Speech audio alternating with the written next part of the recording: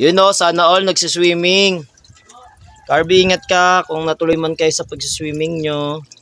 So, ganito dito ngayon. Trick na trick yung araw. Parang gusto ko nang mag-dive dito. Yun o. So, kailangan ko nang i-save to. Ilagyan natin ng harang na screen na plastic lang. Kasi baka maigop dyan yung isda, mapunta dun sa ilalim. Hindi na makakabalik. So, yun o. Sa 3 days na rin tong tubig na to. And tuloy-tuloy naman yung pagpapagana ko ng filter. Yan, malinaw na malinaw naman siya. Ang ganda ng kinalabasan. Yan, malinaw siya. So may mga bato pa ako. Hindi ko sure kung lalagyan ko dito sa part na to. O mas maganda yung ganyan, maliwanag. Para kitang-kita yung paglangoy ng isda.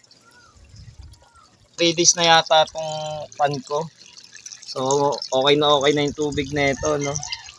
So mamaya lalagyan ko pa rin siya ng gamot at saka vitamins bago ko bitawan dito yung isda. Tapos yung mga halaman ko sobrang dami na. So dadagdagan natin yan. Lalagyan natin ng maraming halaman doon.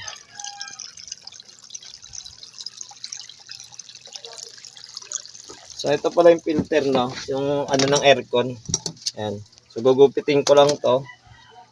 So yun. So ito na yun, no? Pasok lang natin yan dito. Ganun.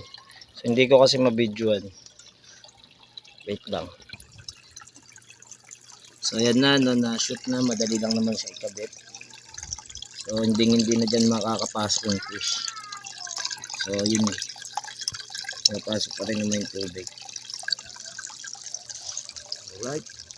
So hoy, kayo dyan. Pwede na ba kayo lumipat ng bahay? May kasamang mundo. 22 pieces po yan, no? Anak ng gapi ko. So wala pa sila masyadong kulay. Di pa kasi sila adult. Pero makikita natin habang patagal ng patagal is gumaganda yung kulay ng mga yan. Giging glow.